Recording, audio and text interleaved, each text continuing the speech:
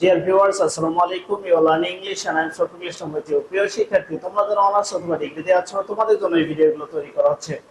So তোমাদের যে topic সেটা হচ্ছে সিনোনিমস অথবা অ্যান্টোনিমস। আর এই ওয়ার্ডগুলো জানলে শুধু তোমাদের কাজ হবে এটা নয়, বরং এখান থেকে পাস করার পরে তোমাকে সিনোনিম অ্যান্টোনিম সম্পর্কে অনেক ভাবতে হবে, অর্থাৎ অনেক প্রবলেম পড়ে। তা তোমরা এখান থেকে যদি তোমরা ভালো কিছু করতে পারো তাহলে দেন এরপরে তোমরা হচ্ছে অনেক কিছু করতে পারবা বলে আশা করা যায়। তো সিনোনিম মানে এর আগে আমরা পড়েছিলাম, সিনোনিম মানে হচ্ছে সমর্থক শব্দ। সো সমর্থক শব্দ মানে হচ্ছে একই শব্দ, যেটা হচ্ছে যেমন পৃথিবীর আর একটা বাংলা হতে পারে হচ্ছে তোমার আহ, পৃথিবীর, আরেকটা হতে পারে হচ্ছে বসুন্ধরা।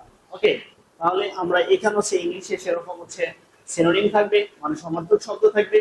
আমরা এই শব্দগুলো তৈরি করব এবং সেই সাথে আমরা টার্গেট নিয়েছি প্রতিদিন 5টি করে শব্দ, এভরিডে 5 ওয়ার্ডস। ওকে, যদি তোমরা প্রতিদিন 5টা করে শব্দ শিখতে পারো তাহলে অ্যাটলিস্ট মাসে তোমরা 150টা শব্দ শিখতে পারবে। ওকে, তাহলে আর দেরি নয়, তাহলে দেখো প্রথম অ্যাক্টিভ। অ্যাক্টিভের সিনোনিম আমার কি হতে পারে? সো অ্যাক্টিভের সিনোনিম আমরা দিতে পারি ইন্ডাস্ট্রিয়াস। ইন্ডাস্ট্রিয়াস। এখন আমরা এরপর সেন্টেন্স তৈরি করব। তো সেন্টেন্স তৈরি আমরা একটু পরে করতেছি। সো প্রথম হচ্ছে আমরা ওয়ার্ডগুলো দেখে নেই, জেনে নেই এবং অর্থ জেনে নেই, সাথে হচ্ছে ওয়ার্ডগুলো দেখে নেই। অ্যাডমায়ার। সো অ্যাডমায়ার মানে হচ্ছে প্রশংসা করা। ওকে, তাহলে প্রশংসা করা হচ্ছে প্রেইজ। প্রেইজ মানে প্রশংসা করা। দেন এগ্রি। এগ্রি মানে কি? এগ্রি মানে হচ্ছে রাজি হওয়া। তো রাজি হওয়ার ক্ষেত্রে আমরা লিখতে পারি কনসেন্ট। কনসেন্ট, রাজি হওয়া। অ্যালাউ। অ্যালাউ মানে কি? অ্যালাউ মানে হচ্ছে অনুমতি দেয়া। ওকে, অ্যালাউ মানে অনুমতি দেয়া, অনেক কিছু করার জন্য হচ্ছে অনুমতি দেয়া। সো আমার হতে পারে হচ্ছে ওয়ার্ডটা পারমিট। পারমিট মানে হচ্ছে অনুমতি দেয়া। দেন অ্যালোন। অ্যালোন মানে কি? একাকী। তাহলে একাকীর আমরা আরেকটু ওয়ার্ড লিখতে পারি লনলি। ওকে, তাহলে ওয়ার্ড আমার হয়ে গেল। এবার আমাকে সেন্টেন্স তৈরি করতে হবে।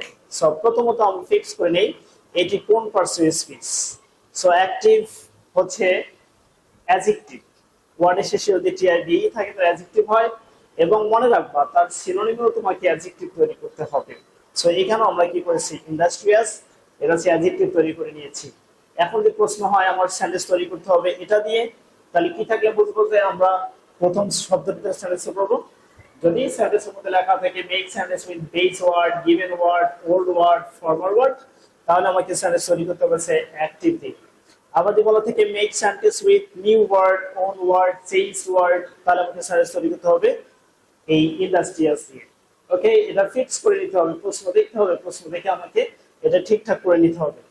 আর চাইলে তোমার এটা দিয়ে সেন্টেন্স তুমি লিখলে এটা দিয়ে, তাহলে হবে না কিন্তু। ওকে, তাহলে ধরে নিলাম আমরা এটা দিয়ে সেন্টেন্স গুলো তৈরি করব। ওকে, আচ্ছা, তাহলে অ্যাডজেক্টিভের ক্ষেত্রে আমরা পড়েছিলাম হি ইজ বা শি ইজ, তারপর এ অথবা অ্যান বসাবো, তারপর যে অ্যাডজেক্টিভ শব্দ হয় সেটা বসাবো। হি ইজ অ্যান অ্যাক্টিভ, তারপর হচ্ছে একটা ম্যান বা পারসন বা বয়, এরকম কিছু দিব।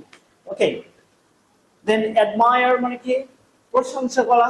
তাহলে প্রেইজ মানে প্রশংসা করা, কোনো কিছু করা হওয়া যাওয়া খাওয়া বোঝায়। তাহলে ভার্ব, ভার্ব হওয়ার ক্ষেত্রে আমরা সেন্টেন্স করেছিলাম 2টা বা 3টা। তাহলে সেই সেন্টেন্স আমরা লিখছি ইউ মাস্ট। ইউ মাস্ট, তারপর ভার্ব বসাবো। তাহলে ইউ মাস্ট অ্যাডমায়ার, তারপর হচ্ছে ইট। ওকে, ভার্ব করলে আমরা সবসময় এরকম সেন্টেন্স ইউজ করবো, মানে এই সেন্টেন্সটাই মনে করো তোমাকে মুখস্থ রাখতে হবে। দেন এগ্রি। এগ্রি মানে হচ্ছে রাজি হওয়া, তাহলে এটা হচ্ছে ভার্ব। তাহলে আমরা আবারও ধরো এই সেন্টেন্সটা লিখলাম ইউ মাস্ট এগ্রি ইট। তবে আমরা চেষ্টা করবো হচ্ছে সেন্টেন্সের নতুনত্ব নিয়ে আসার জন্য। আমরা পরে ভিডিওতে দেখবো আমরা ভাগ হলে আরো কিভাবে সেন্টেন্সটা নতুন করে করতে পারি। ওকে, অ্যালাউ মানে হচ্ছে পারমিট। পারমিট মানে অনুমতি দেয়া বা অনুমতি নেয়া, অনুমতি দেয়া। তাহলে আমরা আরেকটা সেন্টেন্স হতে লিখলাম don't allow. Don't allow him. Don't permit him. Don't allow him. Okay, right. Alone শব্দটি হচ্ছে অ্যাডভার্ব। ওকে, যেহেতু এটি অ্যাডভার্ব, তাহলে অ্যাডভার্ব সাধারণত সেন্টেন্সের শেষেই বসে।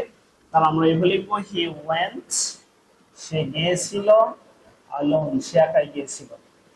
Okay, I hope you understand. For more videos, please stay connected with us. Again, assalamu alaikum.